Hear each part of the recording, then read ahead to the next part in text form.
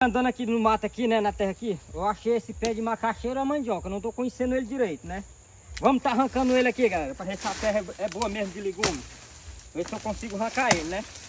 Provavelmente, galera, tem muita raiz podre, né, que ele é velho aqui dentro desse mato. Não segurei raiz. Mas vou ver o que é que eu faço com ele, bicho arrancando. Se eu aguentar arrancar ele, o bicho aqui... Olha aí, galera, ó. Macaxeira, né, mandioca não. Ó, tem muita raiz comida. Menino, esse pé é duro, galera. Mas tá a grossura dessa raiz aí. Ó, e outra, ó. Aí, galera, quebrou tudinho, ó, por causa de uma raiz que tem aqui, ó. Por causa do mato. Aí não sai a raiz grande, ó. A raizona aqui, ó. E outra. Vou tá tirando ela daqui.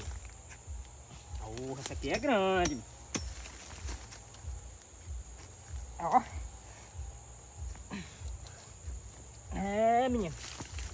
Galera, ó.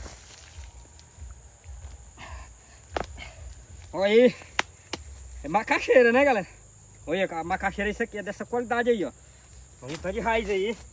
E é porque apodreceu muito. Tem de raiz podre aqui, ó.